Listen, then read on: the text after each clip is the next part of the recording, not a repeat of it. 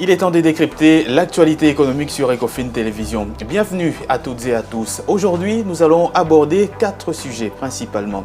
Tout d'abord, le nouveau rapport du groupe d'experts des Nations Unies, un rapport qui met en lumière la responsabilité du Rwanda dans le conflit dans la partie est de la République démocratique du Congo, au-delà des responsabilités individuelles établies dans ce rapport.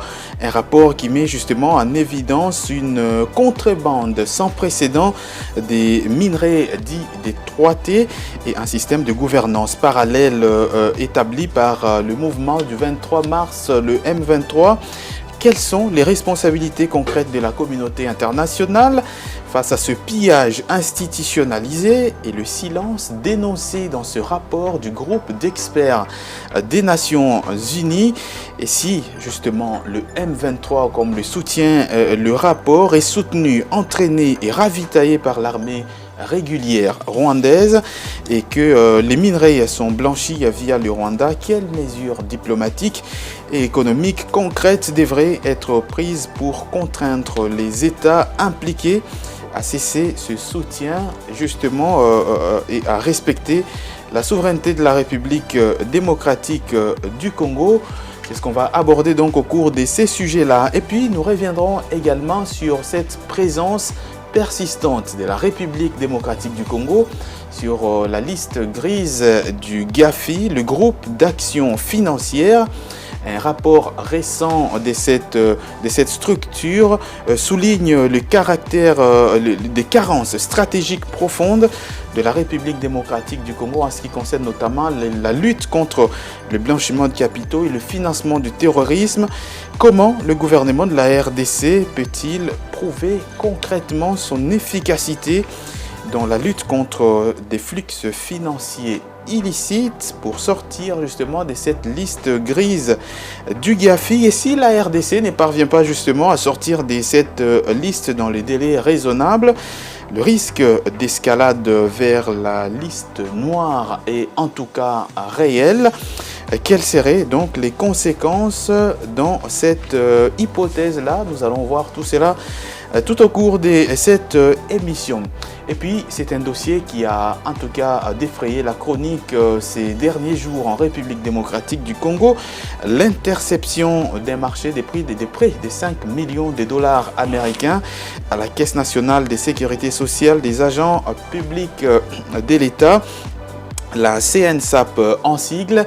L'interception justement de ce marché de 4,8 millions de dollars américains, pour être précis, attribué de gré à gré à la CNSAP, malgré les règles de marché public, révèle-t-elle justement les défaillances isolées ou un symptôme d'un problème systémique déjà établi sur le non-respect notamment des procédures en République démocratique du Congo en ce qui concerne l'attribution des procédures de marché public et l'intervention rapide de la première ministre Judith Suminwa et l'offensive parlementaire remarquée dans ce dossier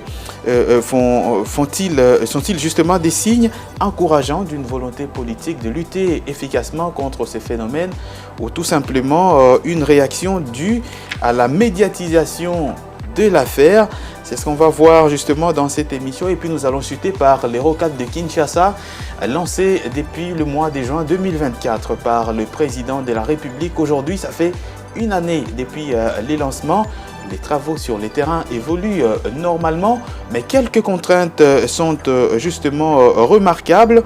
Et parmi ces contraintes, la plus grande, celle liée aux expropriations.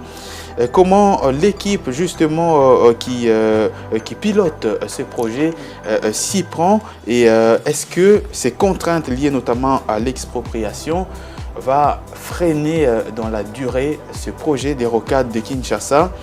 Tout ceci est à découvrir justement dans ce magazine. Bienvenue à toutes et à tous.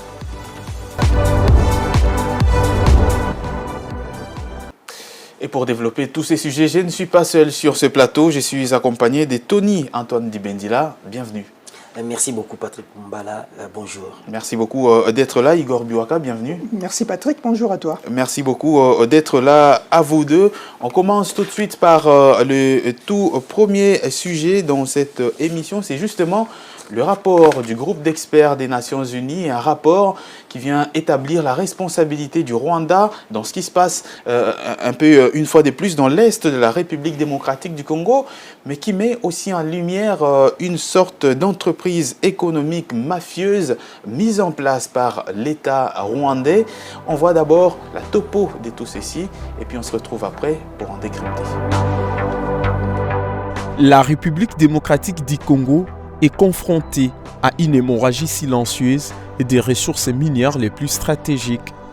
Un récent rapport des Nations Unies, dont les conclusions ont été consultées par Bloomberg et confirmées par des analyses internes transmises cette semaine à New York, révèle une réalité alarmante. La contrebande de l'étang, du tantal et du tungstène, des minerais cruciaux connus sous l'appellation 3T, a atteint un niveau sans précédent. Ce n'est plus un trafic marginal, mais une économie de guerre solidement structurée, menaçant l'intégrité même des chaînes d'approvisionnement mondiales. Les experts onisiens sont formels. Cette dynamique des pillages est intrinsèquement liée à l'occupation militaire massive des zones minières par les mouvements rebelles M23. Le rapport établit clairement que les M23 n'agit pas seul, mais est soutenu, entraîné et travaillé par l'armée régulière du Rwanda. Dans les territoires congolais conquis, une chaîne de contrôle parfaitement rodée a été mise en place, couvrant l'extraction, les transports, la transformation logistique et l'exportation via les frontières rwandaises. Une fois au Rwanda, les minerais pillés sont mélangés à la production nationale. Cela permet de blanchir dans les circuits d'exportation légaux sous l'apparence d'une origine rwandaise, commente un enquêteur de l'ONU cité par Bloomberg. Cette manipulation systématique est qualifiée de menace sérieuse pour l'intégrité de la chaîne mondiale d'approvisionnement. La prise de Goma et Bukavu, capitale provinciale stratégique, n'est pas qu'une victoire symbolique. Elle a permis d'asseoir la logistique de cette économie parallèle. Ces villes, carrefours des routes minières, voient désormais leurs ports, leurs axes routiers et leurs entrepôts intégrés dans les réseaux contrôlés par les rebelles. Les minerais transitent par des dépôts temporaires, sont réconditionnés et puis expédiés vers le Rwanda en toute discrétion. Un diplomate basé à Nairobi confirme la sophistication du système. Ce n'est pas de la contrebande artisanale. C'est une économie de guerre structurée avec des ramifications jusqu'à Kigali et parfois jusqu'à Kampala. Les enjeux de ces systèmes dépassent largement les frontières régionales. L'ONU tire la sonnette d'alarme sur les conséquences globales de ces pillages.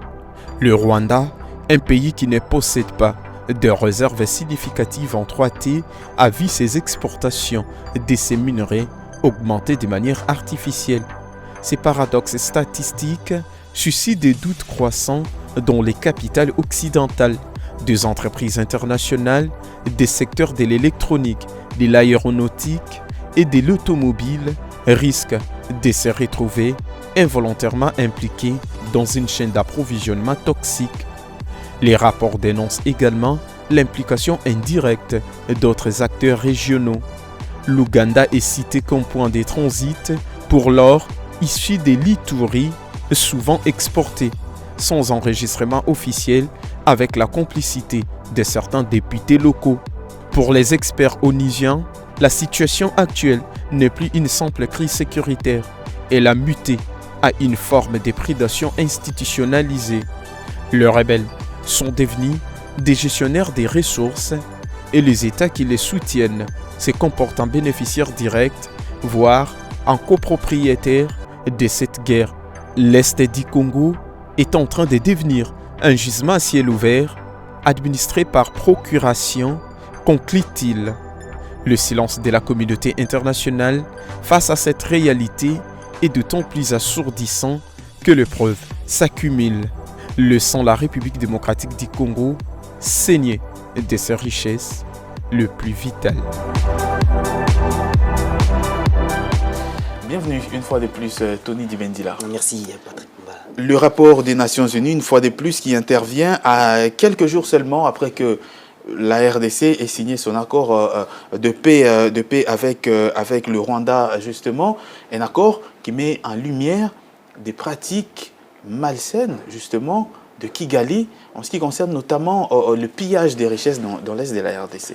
Je crois qu'à travers ces rapports, la démarche de l'ONU respecte une certaine lisibilité et reste dans les principes de ce qui a déjà été édicté. En tout cas, c'est un secret des polichinelles. Le Rwanda pille la République démocratique du Congo. La guerre imposée dans l'est du pays, comme l'a rappelé à plusieurs reprises le président Tshisekedi et Kinshasa, les gouvernements dans son ensemble, c'est une guerre purement économique. Ça n'a rien à voir avec les prétendus FDLR qu'on nous présente.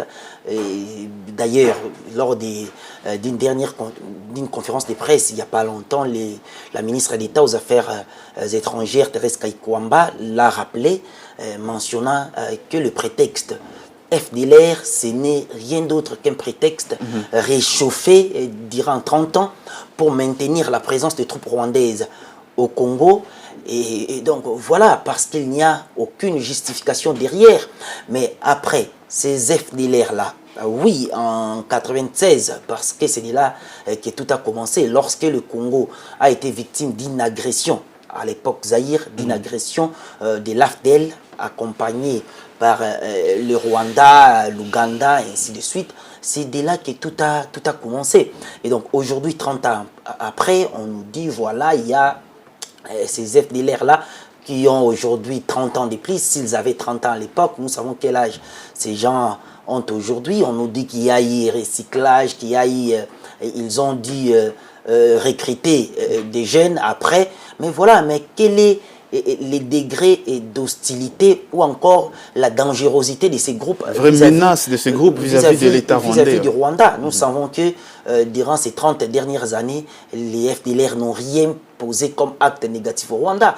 Et ce sont des groupes, c'est un groupe dangereux pour la population congolaise. Et donc, la réalité est que ces rapports récents qui viennent d'être rendus publics par les experts des Nations Unies, je crois que ces rapports rappellent ce qui a largement été évoqué, c'est-à-dire la mise en place d'un dispositif organisé, structuré de pillage systématique des ressources minières de la République démocratique du Congo, principalement l'or et les 3 étain, tungstène, tantal. C'est-à-dire c'est ça les vrais mobiles de la guerre imposée au Congo. Effectivement. Et donc, la réalité est que ces rappels, bien entendu, ça rapporte quelques détails près. Prenons par exemple les dossiers de certaines personnalités publiques congolaises qui ont également été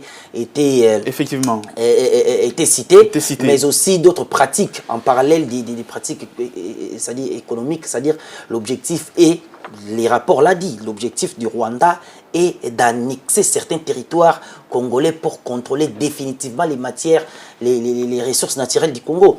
Et donc c'est très dangereux comme visée. Un pays voisin qui a des visées expansionnistes de cette envergure.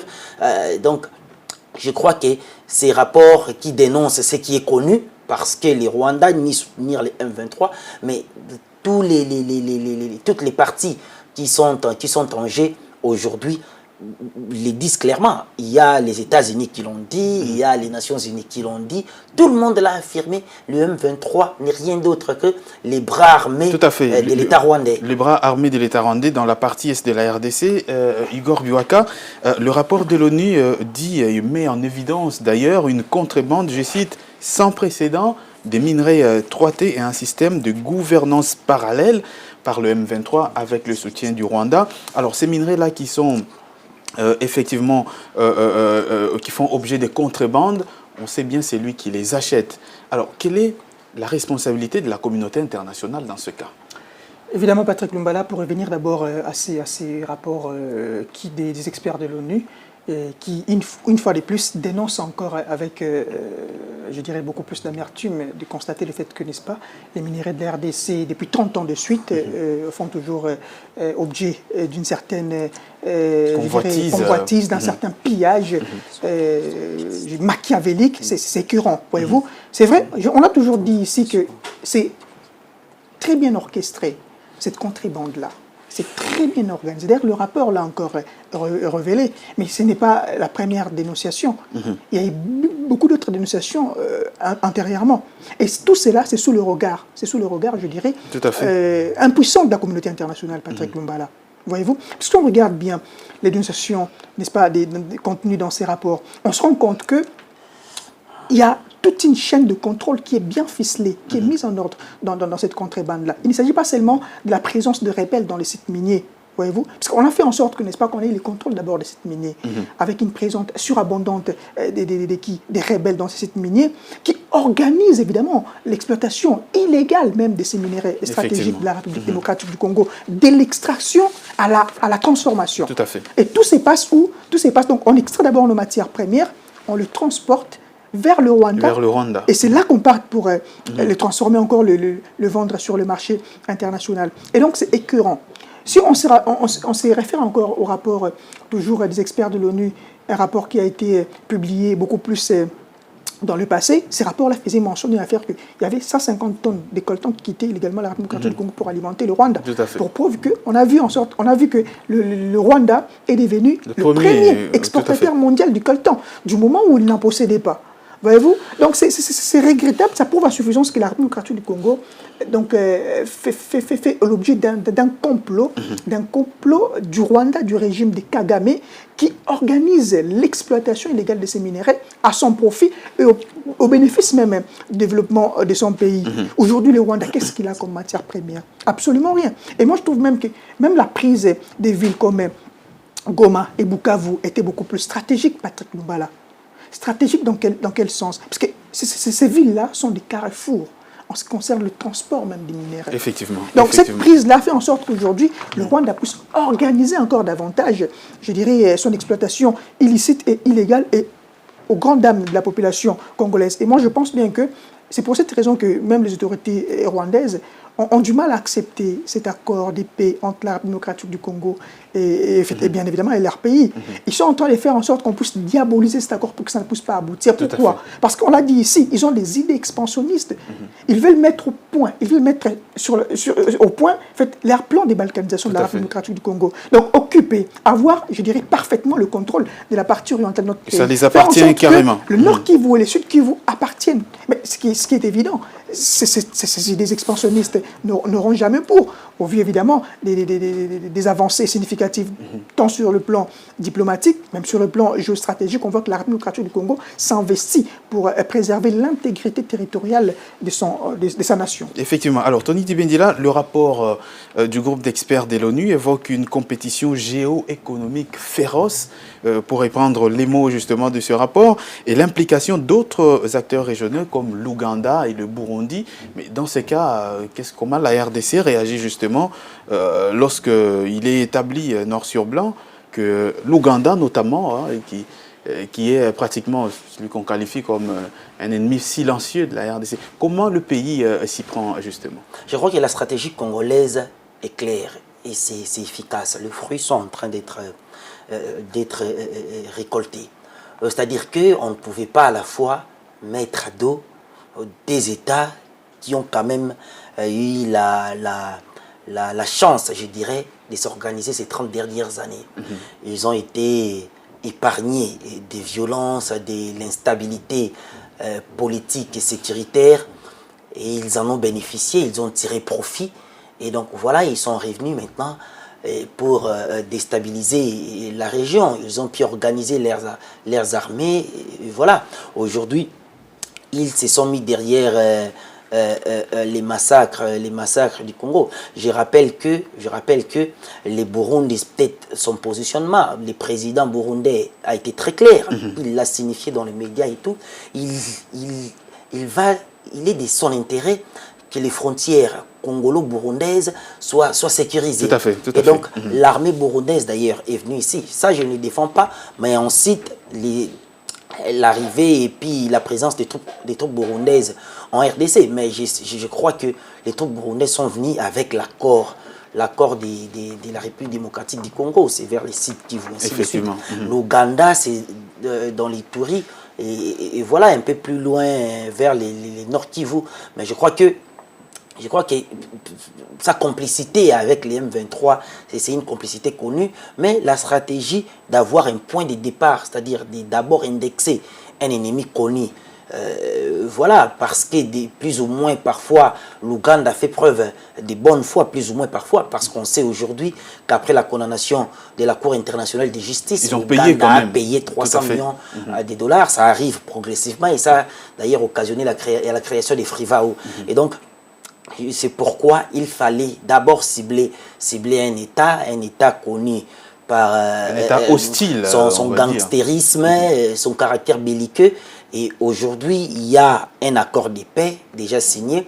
Il y a un processus qui vient en soutien à la résolution 2773 des Nations Unies, parce qu'il faudra rappeler que dans l'opinion, certains s'inquiètent. Il y a d'ailleurs des analyses qui vise à indexer l'accord de paix de Washington RDC-Rwanda comme étant un opposé de la résolution 2773 qui exigeait le départ sans condition du M23 et des troupes rwandaises. Mais nous savons que la résolution, c'est un principe posé sur la table. Maintenant, il faut matérialiser ces principes-là. Je crois que l'accord RDC-Rwanda, mais aussi d'autres accords qui vont venir vers ces fin mois de juillet, tels que prévu, vont permettre à ce que la paix revienne en tout cas dans la partie est de la RDC, mais que surtout, c'est pourquoi j'ai signifié ici la stratégie congolaise. J'ai rappelé, on a ciblé, on est allé jusqu'au bout avec le Rwanda qui n'a pas voulu signer l'Econops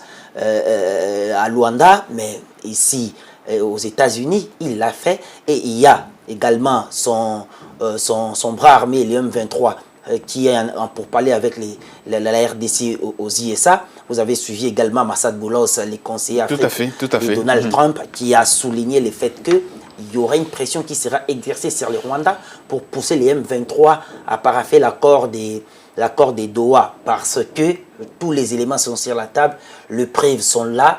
Les M23, c'est l'armée rwandaise. Toutes les preuves sont sur la table. Donc, à ce niveau, on croit que la stratégie congolaise produit ses effets, mais l'idéal serait de remettre sur pied une armée capable de sécuriser les 2 345 410 km² effectivement, territoires. Effectivement. Igor Biwaka, on parle d'une compétition géoéconomique féroce qui implique l'Ouganda, le Rwanda, mais aussi le Burundi. Quelle peut être la réaction de la RDC? Tony Antandibedila a parlé que c'est une stratégie congolaise, l'État congolais qui ne veut pas se mettre à dos plusieurs États directement. Est-ce que c'est une stratégie qui marche? Moi, je trouve que ça marche. Pourquoi? Parce que depuis 30 ans, ces pays dont vous venez de faire évocation ici, c'était bien organisé, puisque ce sont ces pays qui ont tiré longtemps profit au fait des richesses minérales de la République démocratique du Congo. Et donc, ils étaient suffisamment outillés que la République démocratique du Congo ne pouvait pas se tirer en tout cas à dos tous ces pays, toutes ces puissances, voyez-vous. Et donc, il a fallu commencer d'abord par isoler. C'est une stratégie d'isolement et je trouve que ça a réussi. On a commencé d'abord par isoler le Rwanda. Aujourd'hui, les relations bilatérales entre la République rwandaise et le Burundi, vous savez que ce ne sont pas des relations en beau fixe. Tout à fait. Voyez-vous, Ndayishimiye d'ailleurs l'a toujours dit. C'est que Kagame est en train de prévoir pour la République démocratique du Congo, 2 mois après demain, ce sera le tour du Burundi. C'est pour cette raison que le président burundais a toujours, n'est-ce pas, eu de la compassion pour le peuple congolais, mais également pour la politique menée par le président Tshisekedi. C'est une politique de montrer à la face du monde que le Rwanda, c'est un pays agresseur. Voyez-vous, donc cette stratégie tient en tout cas son fondement. Aujourd'hui, point de besoin en fait de rappeler le fait qu'aujourd'hui tout le monde sait que c'est le Rwanda qui est en train vraiment de violer l'intégrité territoriale. Ça veut dire que on s'attaque d'abord au Rwanda. Oui. Dès qu'on en aura fini avec le Rwanda, là maintenant on peut se tourner vers l'Ouganda. En fait, pas nécessairement, mais pour le moment déjà le fait qu'on est en train de dénuder les politiques machiavéliques du Rwanda, ça indexe également. Ça fait en sorte que les autres qui, n'est-ce pas, appliqué cette même philosophie, se rétractent. On a parlé aujourd'hui de l'Ouganda, qui aujourd'hui a accepté évidemment d'indemniser en fait à hauteur des 300 millions de dollars américains, même si c'est progressif, n'est-ce pas, les victimes ou encore les désastres qu'ils ont pu causer sur le sol congolais. Donc ça prouve à suffisance que voilà, la RDC, la diplomatie agissante actuellement des autorités congolaises est en train de porter ses fruits, même si on veut diaboliser tant soit peu cet accord de paix entre Rwanda et la RDC. Moi je trouve que c'est une forme de diabolisation, mais qui ne vaut pas son pesant d'or. Du moment où cet accord de paix est en train de présager tant soit peu, n'est-ce pas, évidemment, la logique de la paix, même si c'est vrai, tout accord n'a pas toujours été parfait. C'est vrai qu'il y aura des reproches à formuler sur cet accord de paix, puisque déjà même derrière l'accord de paix, on voit l'accord minier qui sera signé entre la RDC le 27 juillet prochain. C'est ce qui d'ailleurs inquiète, n'est-ce pas, la partie rwandaise, effectivement, et inquiète au fait les intérêts du Rwanda et de ses supporters, évidemment. Merci Igor Biwaka. Voilà donc ce qu'on pourrait dire sur ces sujets-là pour changer des chapitres directement, comme je l'ai annoncé dans l'entame de cette émission. La RDC demeure toujours sur la liste grise de GAFI, le groupe d'action financière. On l'a vu la semaine dernière, la cellule nationale des renseignements financiers, la CNRF, a essayé de prendre le devant pour justement entamer une sorte de démarche pour pouvoir mettre fin ou encore sortir la RDC de cette liste grise de GAFI. Et le rapport, en tout cas le tout récent rapport de GAFI, souligne les carences stratégiques profondes de la République démocratique du Congo en ce qui concerne notamment la lutte contre le blanchiment des capitaux et le financement du terrorisme qui constitue pratiquement la matière fondamentale pour sortir ou non le pays de cette liste grise. Depuis quand la RDC se retrouve sur cette liste et pourquoi on n'arrive toujours pas à sortir justement de cette liste grise du GAFI? On voit tout cela dans cet élément et on se retrouve après pour en parler. La République démocratique du Congo continue de figurer sur la liste grise du groupe d'action financière GAFI, officiellement désigné comme une juridiction soumise à une surveillance renforcée. Cette situation, loin d'être une simple formalité administrative, est un diagnostic sévère de faiblesse persistante du pays en matière de lutte contre le blanchiment de capitaux et le financement du terrorisme. Elle pèse lourdement sur l'économie congolaise, limitant son intégration financière mondiale et hypothéquant ses ambitions de développement.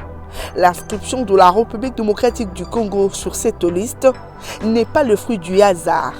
Elle découle d'une évaluation rigoureuse par le GAFI qui a identifié les carences stratégiques profondes dans le cadre de LBC-FT du pays. Malgré l'adoption de nouvelles législations comme la loi numéro 22/068 du 27 décembre 2022, le rapport du GAFI et de ses organismes régionaux pointe du doigt deux lacunes persistantes. C'est notamment, tout d'abord, l'insuffisance du cadre juridique et réglementaire.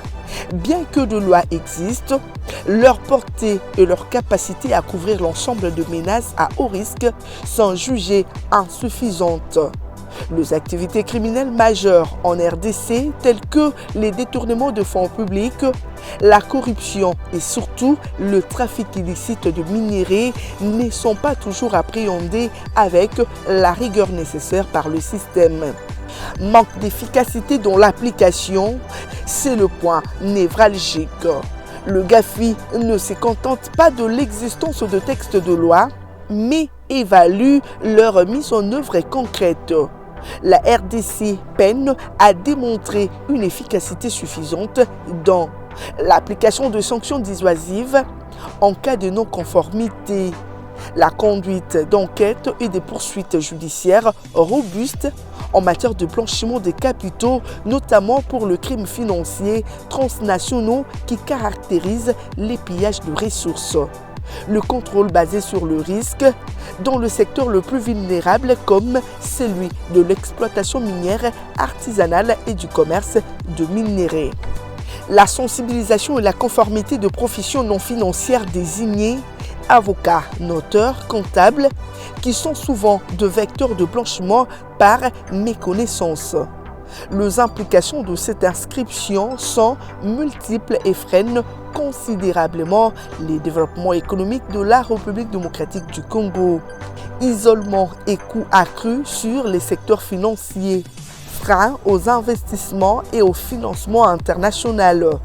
La liste grise envoie un signal négatif aux investisseurs directs étrangers, augmenta la perception du risque pays et rendant la République démocratique du Congo moins attractive, surtout en dehors du secteur minier où les risques sont déjà intégrés.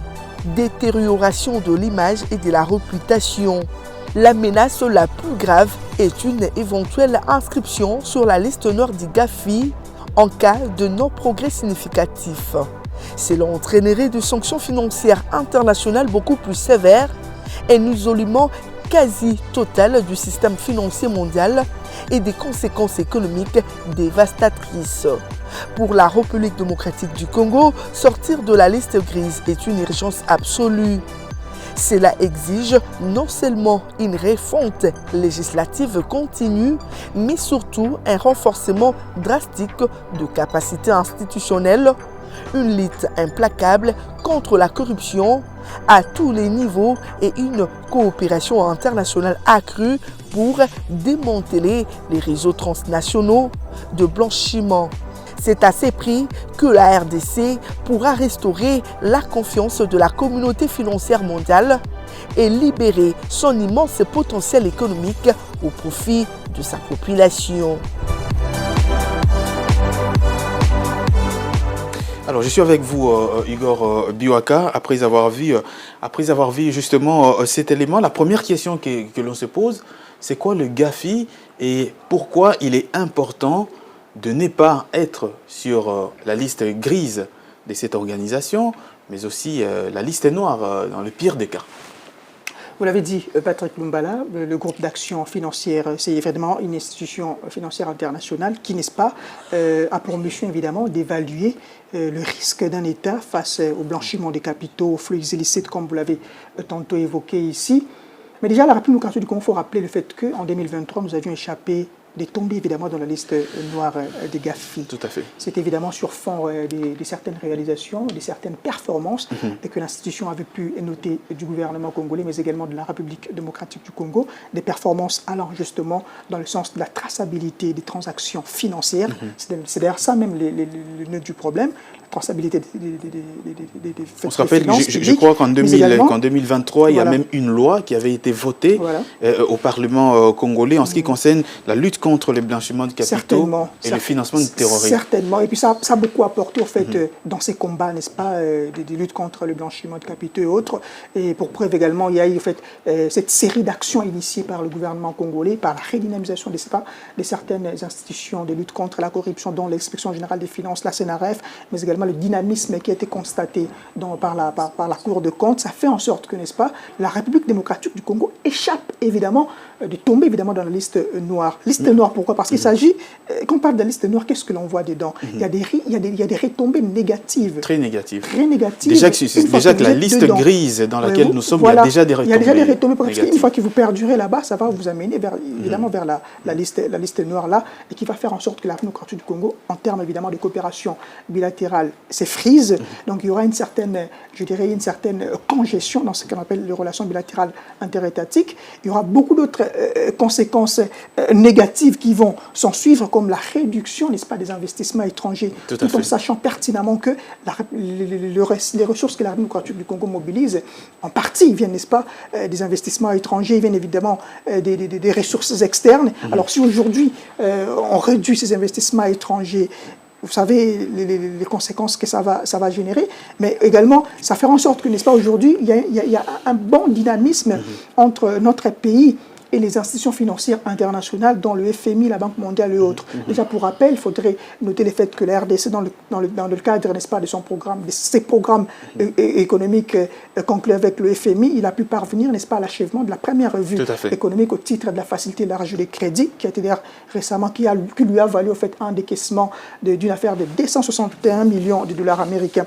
Donc, c'est nécessaire, n'est-ce pas, c'est nécessaire pour la République démocratique du Congo de renforcer les mécanismes de contrôle, de lutte contre non seulement le blanchiment des capitaux, mais également de lutte contre la corruption. Et d'où même, il faudrait signaler encore, marteler sur le fait qu'aujourd'hui, la RDC, c'est une nécessité, je dirais un impératif pour la République démocratique du Congo de renforcer, comme d'ailleurs le professeur Luzolo-Bambi l'avait dit, la pression pénale. Puisque aux institutions financières internationales, à elles seules, elles ne peuvent pas mener ces combats contre la corruption. S'il y a des sanctions qui s'en suivent, ça va faire en sorte que, n'est-ce pas, le pays soit encore beaucoup plus dynamique et que nous puissions éviter le cas, évidemment, de la liste noire ou encore de rester indéfiniment dans la liste grise de Gafi. Tout à fait. Tony Antoine Dibendila, la RDC demeure dans la liste grise.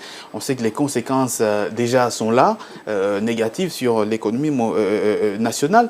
Mais comment expliquer que nous soyons sur la liste grise, ce qui entraînerait effectivement une certaine baisse des financements internationaux. Mais comment expliquer que le FMI, la Banque mondiale, continue quand même à faire confiance au pays?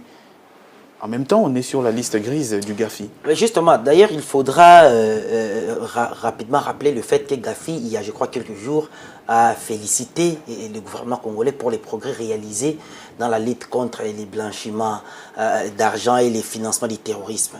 Effectivement, le Congo a effectué beaucoup de progrès. C'est vrai, mais il faut également rappeler un aspect. Être dans la liste grise, cela sous-entend que le pays accepte de coopérer avec Gafi et de mettre en application un plan d'action. Parce que Gafi, en fait, ces groupes d'action financière fonctionnent de cette manière-là. C'est-à-dire que il met en place un plan d'action visant à aider les pays à sortir de la liste grise. Parce qu'il y a une liste noire. Tout à fait. La liste noire, c'est en fait ces États qui ne coopèrent même pas avec Gafi, avec tous les risques qui vont avec. Déjà, pour se rendre compte des efforts que l'État congolais a fournis à l'égard des Gafi ou encore les efforts pour appliquer intégralement les plans d'action des Gafi. Cela s'explique d'ailleurs par le fait que les FMI saluent la résilience de l'économie congolaise, les perspectives sont bonnes, vous connaissez les notations des agences internationales, c'est-à-dire que les Congos effectivement sont en train de fournir des efforts en termes de transparence, en termes de l'application du plan d'action ici évoqué, et ainsi de suite. C'est pourquoi d'ailleurs Gafi a salué, mais il y avait encore des efforts à fournir au niveau, sur les plans techniques, sur les plans juridiques, parce que c'est de là qu'il s'agit. Et donc aujourd'hui, les Congos, la transparence dans les finances publiques et ainsi de suite, nous voyons qu'il y a donc les efforts parce que ces institutions internationales font confiance à la RDC. Parce que déjà, si les Congos étaient dans la liste grise sans fournir les efforts, les conséquences allaient être directes. Déjà en termes, par exemple, nous sommes dans un programme, deux programmes d'ailleurs avec le Fonds monétaire international. Nous venons ici de vider la première revue avec plus de 200 millions de dollars que les FMI a accepté, a approuvé dans le cadre de ces programmes fake. Il n'y a pas longtemps, nous avons vidé 6 revues fake également. Et donc, cela démontre la volonté à la fois de l'État congolais d'être de plus en plus transparent dans la gestion, dans la question des finances publiques, mais aussi d'éviter d'être beaucoup plus regardant et sanctionner plus efficacement tout mécanisme qui s'apparente ou encore qui est proche des financements du terrorisme ou du blanchiment des capitaux. C'est-à-dire que c'est déjà un pas parce que nous sommes dans la liste grise et parce que nous sommes en train d'évoluer selon Gafi. D'ailleurs, ce n'est pas selon l'État congolais, mais selon Gafi, les groupes d'action financière qui gèrent la liste grise. Tout à fait. Donc justement, à ce niveau, il faut continuer à encourager les efforts qui sont mis en place pour avancer, continuer à encourager les institutions financières de l'RDC actuelle qui font preuve de beaucoup d'efficacité en cette matière-là parce que ce qui est vrai, c'est complexe, la question des financement du terrorisme, des blanchiments des capitaux. C'est complexe, justement. Il y a différents niveaux de la société. Tout à fait. C'est complexe parce que déjà, l'inscription sur la liste grise de Gafi entraîne quelques conséquences, notamment ce qu'on appelle les de-risking et freine justement les investissements. Dans ces cas, effectivement, comment la RDC peut-elle attirer des capitaux dans un environnement où elle se retrouve sur sur la liste grise de Gafi, Igor Buaka? C'est vrai que se retrouver sur la liste grise, cela veut dire que voilà, on n'est pas encore dans les considérations des juridictions non coopératives. Parce que ça veut dire être sur la liste grise, ça veut dire aussi que votre système financier est considéré comme pas du tout fiable. Pas très fiable, mais quand même, il y a n'est-ce pas, des échanges commerciaux qui peuvent, n'est-ce pas, se réaliser à un certain niveau, que d'être placé, n'est-ce pas, dans la liste noire. Donc, c'est-à-dire un moindre mal quand même. Un moindre mal qui permet, n'est-ce pas, à la République... Un moindre mal qu'il faut surmonter le plus vite possible. C'est une évidence, on ne peut pas le surmonter comme par une formule magique, après qu'Adabar directement surmonte. Non, c'est-à-dire qu'il y a des efforts. Et ces efforts-là, se font ressentir. On l'a tantôt souligné ici. Il y a quand même des efforts dans la transparence budgétaire. Il y a le département américain qui avait récemment publié un rapport pour montrer, n'est-ce pas, la transparence budgétaire de la République démocratique du Congo. La RDC, évidemment, les efforts de la RDC. Évidemment, la RDC fait partie de ces rares pays africains dont la transparence a été jugée beaucoup plus élevée.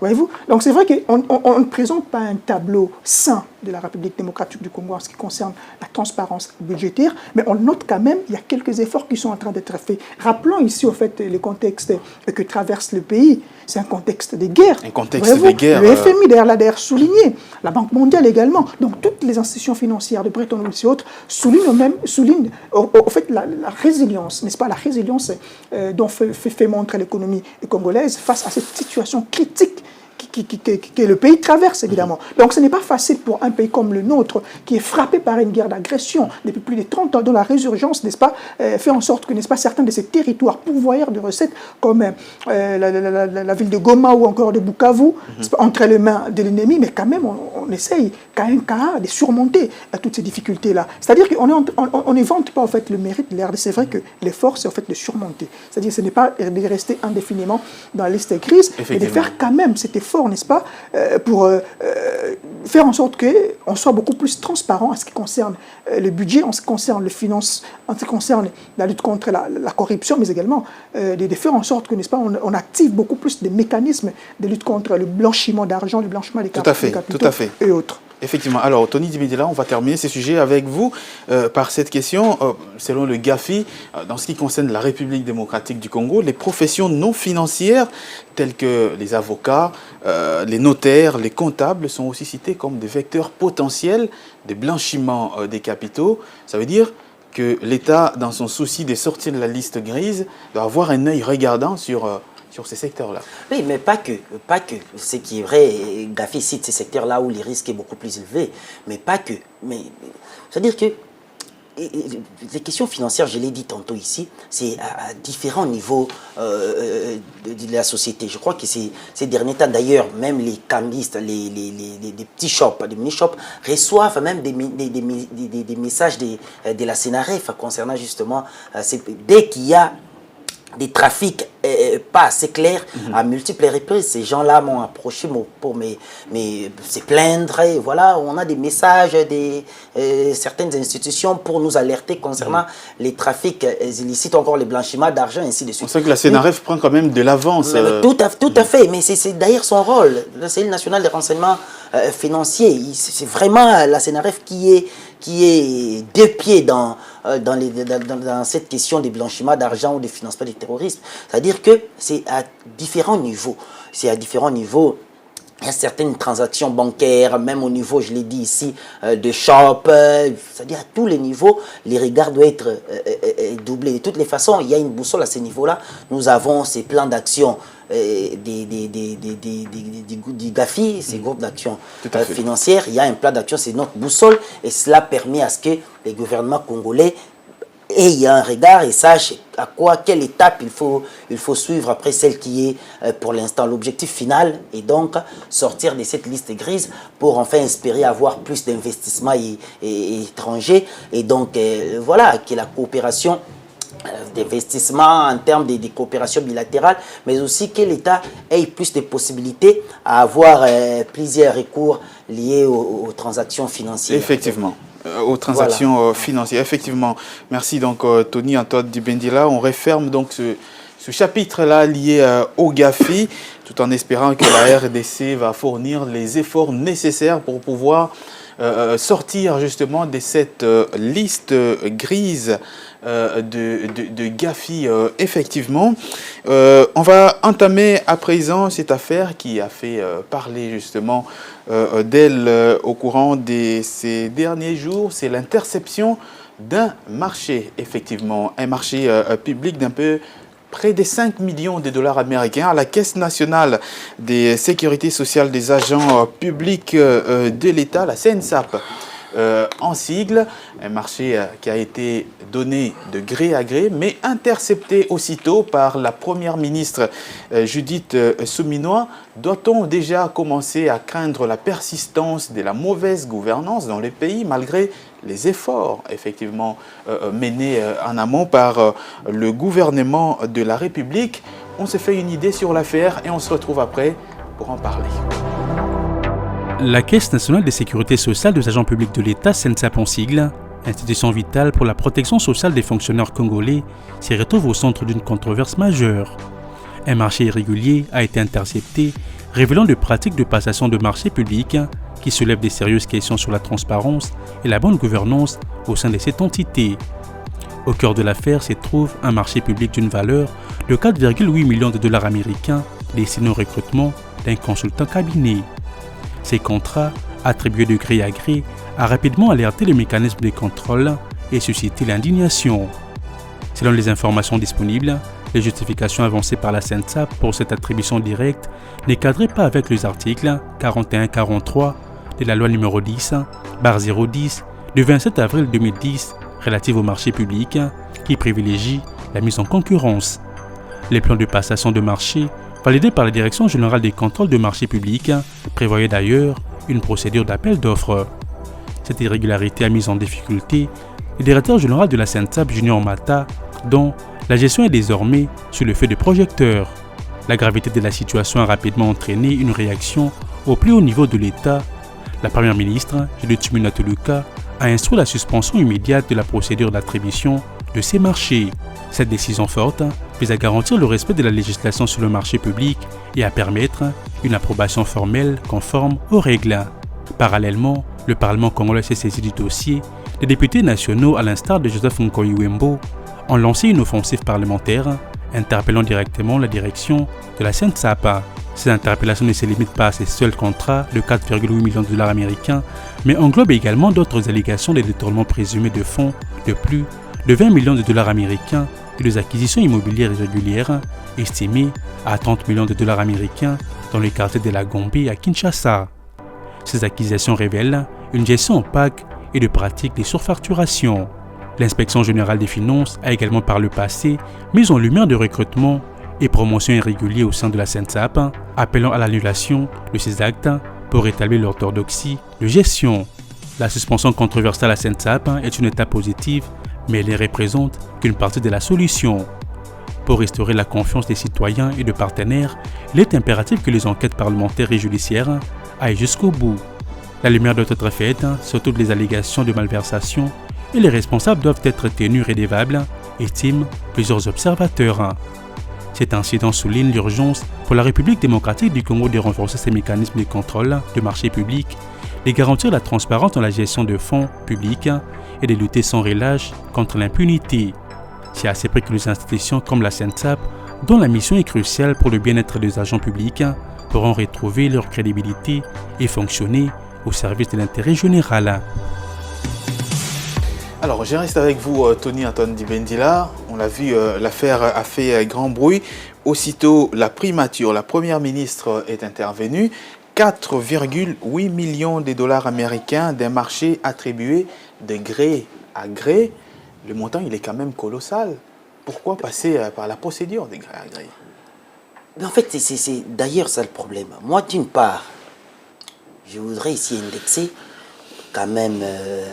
je voudrais indexer ces caractères, en fait, ces mécanismes où on vient toujours après intercepter un marché jugé irrégulier. C'était d'ailleurs le cas aussi avec l'ex-ministre de la Justice et garde des Sceaux, Constant Moutamba. On a laissé tout passer. Après, on vient, intercepte, voilà, il faut voir clair pour ces processus, qu'est-ce qui s'est passé. Mais finalement, c'est ça aussi le problème. On devrait s'assurer... C'est-à-dire qu'on peut dire aujourd'hui que la primature n'a pas de moyens de contrôle en amont. Voilà, non, les moyens de contrôle, il y en a, mais est-ce qu'il y a cette volonté de vouloir véritablement intercepter ces projets où quasiment on sent qu'il n'y a pas eu rétrocession et donc on bloque. Mais ça c'est vous qui le dites. C'est une question. Moi, je me pose une question. Je n'affirme pas.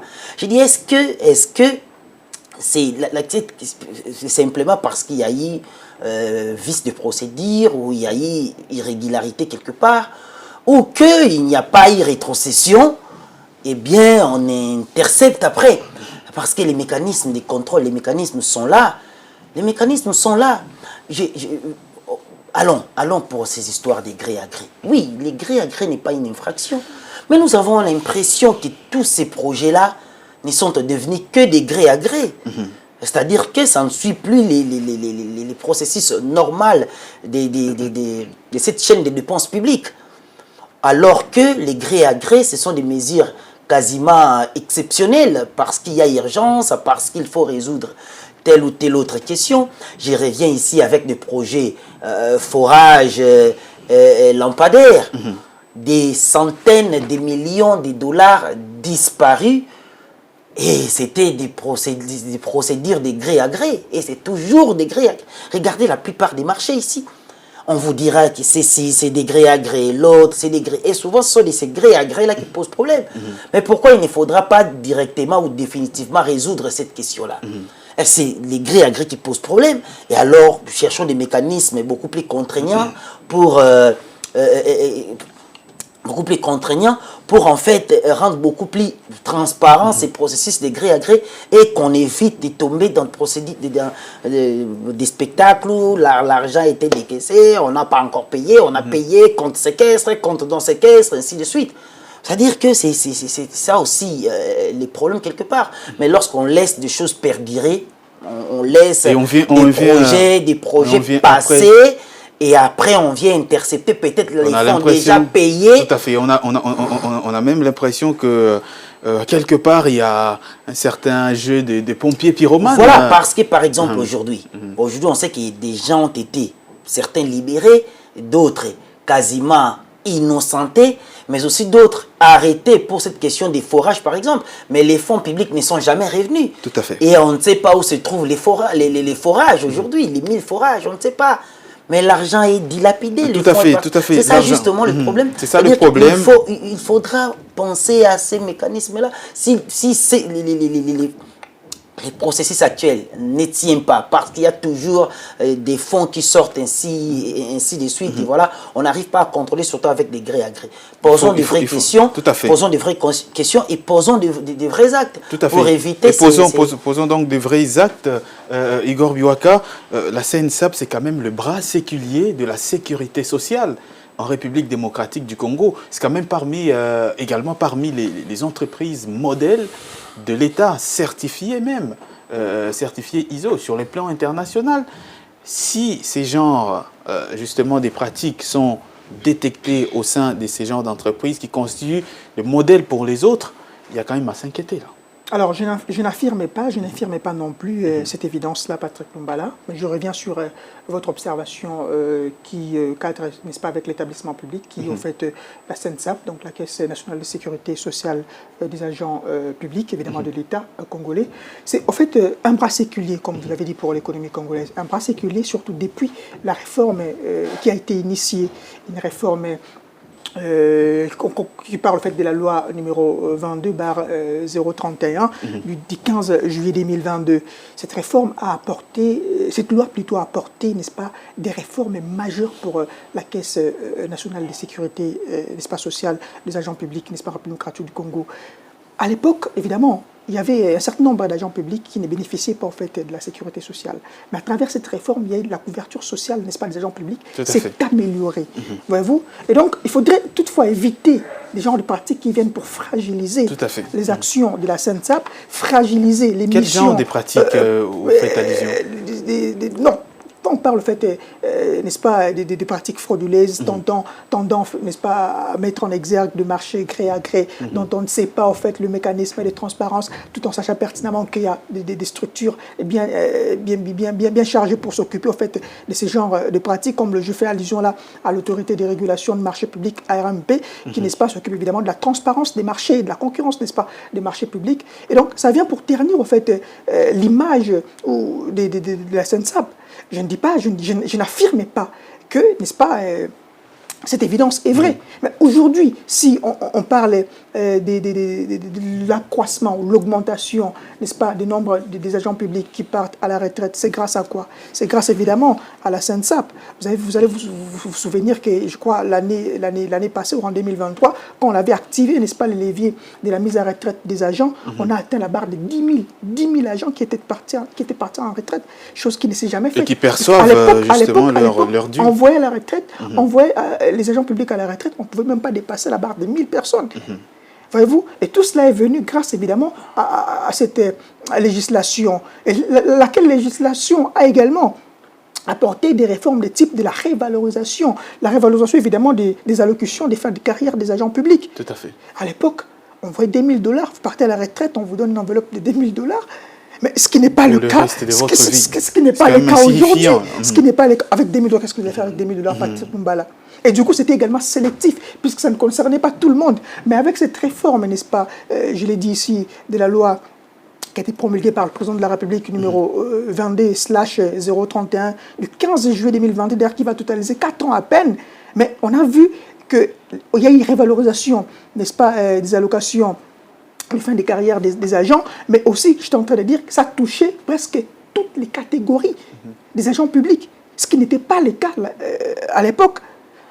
Aujourd'hui, les militaires bénéficient en fait de la couverture sociale, les policiers bénéficient de la couverture sociale, les enseignants et même le magistrat bénéficient de la couverture sociale, Patrick Lumbala. Donc, ce qui prouve à suffisance que voilà, on n'a pas besoin, n'est-ce pas, de tels conques en jambes qui viennent pour ternir l'image de la SENSAP. On a besoin d'une certaine transparence dans tout ce que nous entreprenons, que ce soit dans le fait qu'on contacte des marchés, etc. On a besoin de cette transparence-là pour le bon fonctionnement des entreprises et pour le bon fonctionnement en fait, des établissements publics, qui est en fait, le bras séculaire évidemment de l'économie congolaise, comme vous l'avez tantôt souligné. Et Tony Dibendila, est-ce que le marché en soi est mauvais? Parce que lorsqu'on regarde dans les mobiles de la SENSAP, c'est recruter un cabinet conseil, c'est quand même pas mauvais ça. Déjà, le niveau qu'a atteint la SENSAP, c'est quand même pas mauvais d'avoir de l'expertise de certains cabinets conseils. Ben justement, s'il faut aller maintenant au fond de ces dossiers, je voudrais rappeler que oui, vous l'avez souligné, recruter un cabinet conseil qui peut aider techniquement la SENSAP, c'est une bonne initiative. Mais d'autre part, il faut respecter aussi la procédure établie, parce que déjà, selon certains médias, selon la presse, il y a eu exigence c'est-à-dire du lancement d'un appel d'offres pour ces marchés-là. Ça ne pouvait pas passer par un processus d'entente et entre la SENSAP et un cabinet quelconque, et puis de gré à gré. Ça a été interdit en amont. C'est pourquoi d'ailleurs même, lorsque le DG Junior Mata a demandé à la première ministre l'approbation pour que ces marchés soient exécutés, il y a eu quand même... il a été obligé d'attendre, de patienter pendant un certain temps. Mais après la procédure, il n'y a pas eu d'appel d'offres, c'est maintenant les gré à gré, donc c'est-à-dire qu'une mesure là exceptionnelle. Qu'est-ce qui choque dans tout ça? C'est seulement le gré à gré qui choque? Non, ce n'est pas ça qui choque. Parce que le gré à gré lui-même, il est légal quand même. Bien entendu, mais ça sous-entend une certaine urgence. Ce qui choque, c'est qu'est-ce qu'il y avait urgence de passer par les gré à gré, de payer un cabinet pour venir aider techniquement. C'était quoi l'urgence, par exemple? Parce que l'objet, d'ailleurs, dans ces contrats, c'est que ce cabinet-là va accompagner pendant un certain temps la SENSAP. Donc, et puis la SENSAP fonctionnait. Il n'y avait pas une urgence qui pouvait entraîner l'interruption du fonctionnement de la SENSAP, parce que même sans ces cabinets-là, la SENSAP allait continuer à fonctionner. Donc il n'y avait pas urgence. On pouvait passer par l'appel d'offres, ouvrir ces marchés à la concurrence, comme l'exige la loi sur la passation des marchés de chez nous. Mais si les directeurs généraux de la SENSAP passent outre, s'ils passent outre, ils préfèrent qu'il y ait une sorte de gré à gré, mais c'est maintenant à lui d'expliquer pourquoi il a voulu aller aussi vite. Pourquoi il a voulu aller aussi vite. C'est ça justement les vrais problèmes, les vrais effectivement. Pourquoi la primature a dit, écoutez, suspendons ces processus, et même il a été interpellé à l'Assemblée nationale. Il y a les directeurs généraux la direction générale des marchés publics, la DGCMP, parce que justement il y a des choses à boire et à manger dans ce processus. Effectivement, il y a à boire et à manger. On va terminer avec vous, Igor Biwaka, en parlant quand même, Tony Antoine Dimendela l'a effleuré un peu, l'intervention de la première ministre et chef du gouvernement, mais aussi on l'a vu dans ce dossier de la SENSAP, une certaine offensive du Parlement congolais qui avait déjà en amont alerté sur ce qui se passait au sein de la SENSAP, avec notamment ce qu'on a connu comme l'acquisition immobilière et consorts à des montants un peu exorbitants. Alors, toutes ces interventions sont-elles, et c'est là que réside ma question, sont-elles signes encourageants des luttes contre les mauvaises pratiques, ou tout simplement parce que le dossier est déjà dans les médias, on en parle tel que nous le faisons, que la première ministre était obligée d'intervenir pour sauver les meubles, en quelque sorte? Vous savez, Patrick Lumbala, depuis un moment, en fait, les mauvaises pratiques avaient les domiciles et on avait fait en sorte qu'on puisse inverser en fait, le valeur en République démocratique du Congo. Et donc moi je trouve que, n'est-ce pas, par l'intervention de la première ministre, ça n'a ni d'ingérence, ni au fait une forme de pression qu'on lui a mis. Pourquoi? Parce que le dossier était déjà pendant auprès de la presse, dans le monde médiatique. Mais c'est juste question, en fait, par souci de transparence, n'est-ce pas, qu'on a pu, en fait, intercepter ces marchés gré à gré qu'on a jugé pas trop commode, voyez-vous. Et donc, comme tu l'as dit dans ton introduction, c'est une façon en fait, de renforcer justement les mécanismes de contrôle, puisque déjà le Parlement s'est saisi sur la question, aujourd'hui la primature également qui sont saisis, c'est justement question de voir vraiment là où ça ne marche pas. Et là où ça ne marche pas, on doit corriger, parce qu'il faut éviter les erreurs du passé. Ce qu'on reprochait dans le passé, le fait qu'il y avait beaucoup de marchés gré à gré signés dont on ne connaissait même pas les tenants aboutissants, et par moments des millions de dollars américains de fonds publics s'est volatilisé suite à ces pratiques odieuse, n'est-ce pas? Et donc, on doit mettre fin à ces chapitres-là qui appartiennent désormais au passé. Et donc, si contrôle il y a, moi, je trouve que c'est quelque chose de salutaire et on ne peut pas prendre un contrôle, n'est-ce pas, sous un mauvais œil. Voilà, donc un contrôle ne peut pas être donc pris sous un mauvais œil, tout simplement, comme l'a dit Igor Biwaka. Et on va changer de chapitre tout de suite pour évoquer cette fois les rocades de Kinshasa. Il y a une année passée de quelques jours maintenant, c'était au mois de juin 2024 que le président de la République lançait officiellement la construction des rocades de Kinshasa dans l'objectif effectivement de fluidifier la circulation dans la ville de Kinshasa avec une route presque de contournement pour en tout cas désengorger la capitale en termes de circulation. Une année après, le travail évolue sur le terrain, mais quelques contraintes surgissent et des contraintes qui persistent. Parmi ces contraintes, c'est justement la question liée aux expropriations des personnes qui résident justement dans la zone où les rocades, la route justement du rocade doit passer. Et toutes ces personnes doivent être expropriées. Et c'est là justement que se pose le problème. Où se situe justement le problème? Est-ce qu'elles ne sont pas payées à leur juste valeur? C'est ce que nous allons voir dans cet élément. Et on se retrouve après pour y voir un peu plus clair.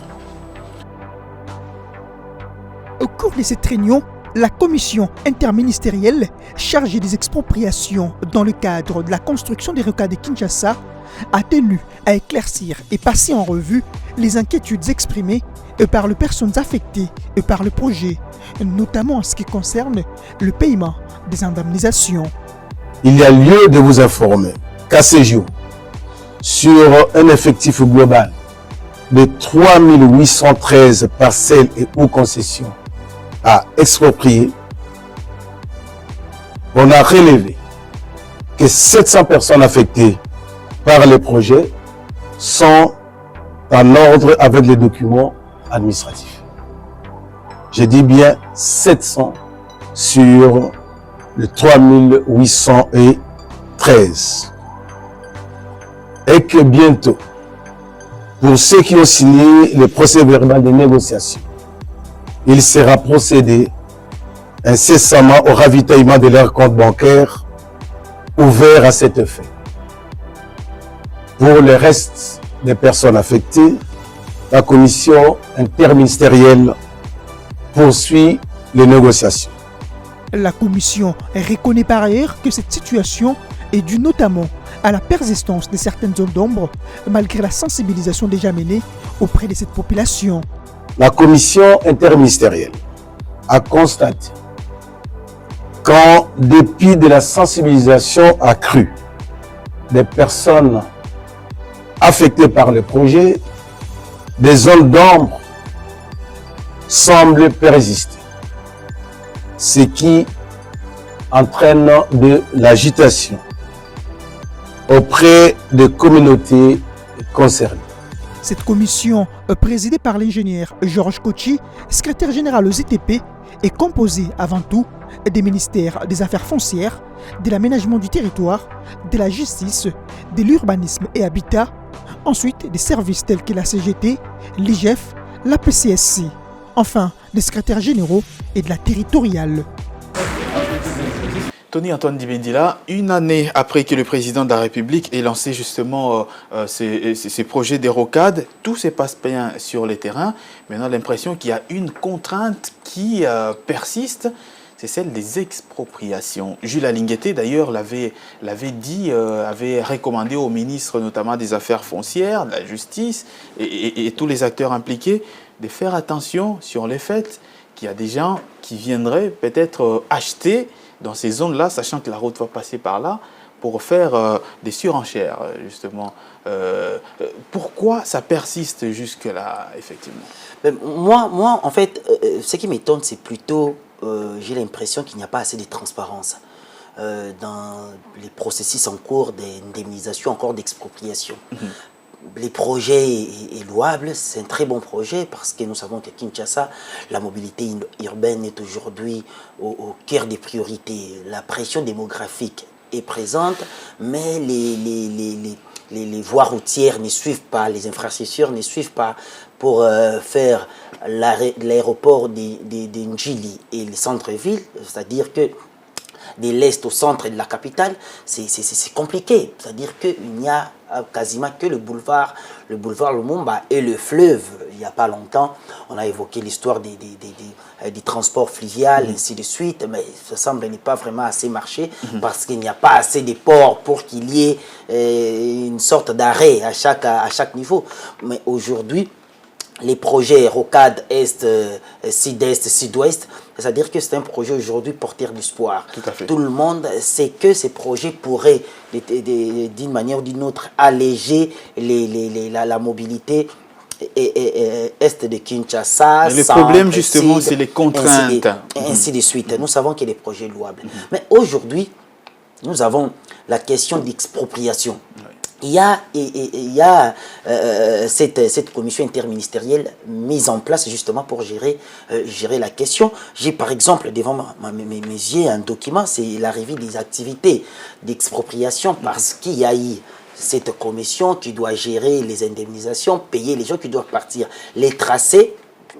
Les maisons qui se trouvent dans les tracés de ces rocades doivent partir et même la zone non aedificandi aux alentours de ces tracés-là doivent quitter parce qu'il y a un plan d'administration d'urbanisation prévu quant à ces. Mais aujourd'hui, on nous évoque une année après la question d'expropriation. D'ailleurs, en début d'année, une délégation des très hauts niveaux de l'inspection générale des finances, vous l'avez évoqué, c'était étalé, en tout cas inspecté, évalué cette question justement d'expropriation. J'ai évoqué ici les donne. Je vais rapidement citer quelques chiffres ici. Quelques chiffres ici. Il y a, la commission nous dit à la presse et à l'opinion publique qu'ils ont identifié près de 4000 parcelles à exproprier. Mais jusque-là, il n'y a que 700 personnes, par exemple, qui ont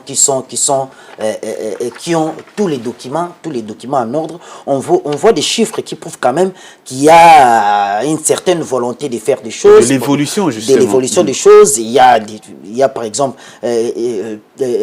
près des 500 propriétés qui n'ont pas encore, en fait, ils n'ont pas encore identifié les vrais propriétaires des près des 500 concessions. Ce sont des chiffres qu'ils donnent ici. On sent qu'il y a la volonté. Mais là où les bas blessent, là où un problème se pose, je suis en train de lire la revue des activités de la commission interministérielle. La commission, dans les points, c'est le point 6, c'est le point 6 de cette revue. La commission reconnaît les retards enregistrés dans l'indemnisation des c'est là qu'il y a le problème, des justement. familles, des personnes qui doivent être expropriées. La commission note les retards. C'est bien mentionné ici. Dans l'indemnisation, la commission assure qu'il y aura les paiements d'ici le mois de juillet. Mais la commission, avec tous ces détails, les détails ici, les chiffres avancés, ne nous dit pas qu'est-ce qui a occasionné ou qu'est-ce qui occasionne les retards et les blocages. La commission note les retards, reconnaît les retards. Donc il y avait un processus qu'il fallait respecter et qui n'est pas respecté. Ça, c'est selon la commission. Mais pourquoi la commission ne dit pas ce qui est à la base de ces retards? C'est quelque part, on voit une sorte d'opacité et des non-dits qui ne s'expliquent pas à notre niveau. C'est à eux, comme ils ont maintenant l'habitude d'échanger avec la presse, et maintenant de rendre publiques les raisons, parce que lorsqu'on a les raisons de ces blocages, on saura comment avancer, et ça rassure même les personnes qui doivent être expropriées. On connaît ces pays. Et ces personnes se plaignent tous les jours d'ailleurs. On connaît ces pays. Vous pouvez être là, on vous rassure, voilà, vous serez indemnisé, mais après on casse votre maison, il n'y a aucune histoire. Nous avons couvert, même à Ecofin Télévision, plusieurs reportages de ces genres-là. Les gens estiment qu'on a remis un peu d'argent, mais ce n'était pas prévu qu'on casse de telle manière, on s'était limité à tel niveau, voilà. C'est-à-dire, il y a des choses comme ça qui arrivent parfois. Et donc, ils peuvent... Et cela peut alimenter, justement, le non-paiement peut alimenter les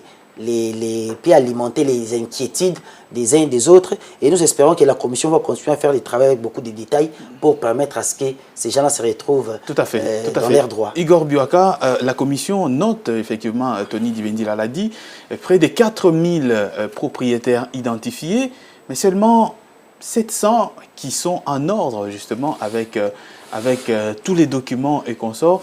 Est-ce qu'on risque de se retrouver dans une situation où cette question des expropriations cause vraiment du tort à ce projet louable des rocades de Kinshasa? Vous savez, Patrick Lumbala, la véritable question à se poser, c'est pourquoi sur 4000, n'est-ce pas, concessions notées à exproprier, il n'y a que 700 personnes qui sont, 700 parcelles, 700 concessions qui sont en ordre avec, n'est-ce pas, cette dite commission interministérielle qui a été mise en ordre pour le processus d'indemnisation. C'est ça la véritable question.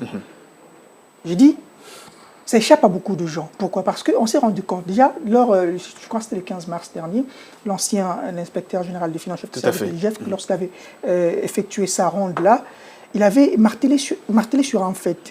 Il dit, c'est le moment, n'est-ce pas, aux chefs des terres qui sont environnants d'être interpellés. Bon, parce qu'il y a certaines personnes qui se lancent dans des pratiques où ils savent bien qu'il y aura le processus d'indemnisation. Qu'est-ce qu'ils font? Ils vendent des parcelles. Ils vendent des parcelles. Ils vendent des parcelles. Pour faire des spéculations par la suite. C'est souvent ce qui retarde encore l'évolution des travaux dans ces cas-là. Voyez-vous? Puisque c'est ces concessions-là qui sont identifiées, qu'on note l'irrégularité. Sur fond de quoi? C'est sur fond, premièrement, d'abord, les titres fonciers. Est-ce qu'ils ont des titres fonciers? Deuxièmement, est-ce qu'ils ont des documents parcellaires qui prouvent à suffisance que les terres qui sont en train de posséder les appartiennent convenablement? Voyez-vous? Donc, il y a en fait une certaine opacité. Puisque déjà, le problème également revient également à ces chefs des terres qui vendent des terres-là. Voyez-vous? Ils livrent des terres de manière, je dirais, illégale à des gens. Et lorsqu'on vient pour le contrôle, ces personnes-là qui ont acheté, n'est-ce pas, ces terrains auprès de ces chefs de terre, ils se retrouvent sans document officiel valable. Puisqu'il y a les processus. Il faut rappeler ce que la commission interministérielle, voulais-je dire, a identifié les processus. Et dans ces processus, je peux voir ici, il y a premièrement d'abord la déclaration d'expropriation pour cause d'utilité publique. Voyez-vous, la sensibilisation des personnes c'est légal, affectées. justement. La sensibilisation des personnes affectées par le projet, c'est vrai, on a identifié. Assez Mais il faut maintenant sensibiliser. Là, je rejoins Tony, puisqu'il n'y avait pas assez de sensibilisation. Là, je rejoins en tout cas Tony, il n'y avait pas assez de sensibilisation. C'est pour cette raison que le vendredi dernier, Ecofin Télévision a été appelé, évidemment, pour participer, n'est-ce pas, au compte rendu, n'est-ce pas, de cette commission interministérielle. Mais il y a également un autre effet, Patrick, c'est l'identification des propriétés à exproprier et des propriétaires au moyen d'une fiche d'identification signée par le membre. Là, je suppose qu'il n'y a pas assez de problèmes à ce niveau-là.